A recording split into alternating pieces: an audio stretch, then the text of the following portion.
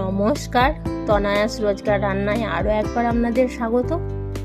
প্রচণ্ড গরম পড়েছে। গরমে মশলা দেওয়া তরি তরকারি একদম খাওয়া যাচ্ছে না।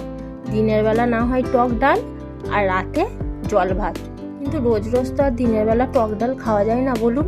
তাই আজকে একটা মানকচু বাটার রেসিপি করলাম, চলুন আপনাদের সঙ্গে শেয়ার করি। কড়াই বসিয়ে দিলাম, কড়াইয়ে সর্ষের তেল দিয়ে দিলাম, কালো জিরা দিলাম।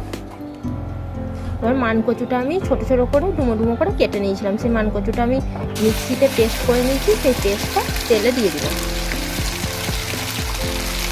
একটু ভালো করে তেলের মধ্যে নেড়ে নিলাম।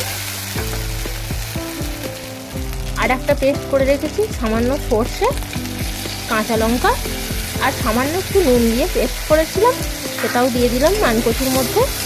এবার খুব ভালো করে নাড়তে হবে। একটু একটু তলায় লেগে যাবে, কিন্তু তাও ভালো করে নাড়লে আর লাগবে না। পরিমাণ মতো হলুদ দিয়ে দিলাম, পরিমাণ মতো নুন দিয়ে দিলাম।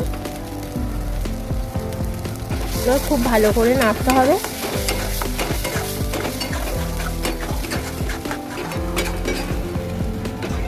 দেখুন আমার অনেকটাই জলটা টেনে এসেছে।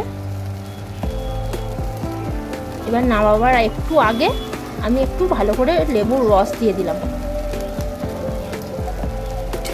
যাতে যদি মানকচুটা একটু গলাটা খেলে যদি একটু গলাটা চুলকায়, ওই লেবুর রসটা দিলাম, চুলকাবে না। দেখুন একদম শুকনো শুকনো হয়ে গেছে।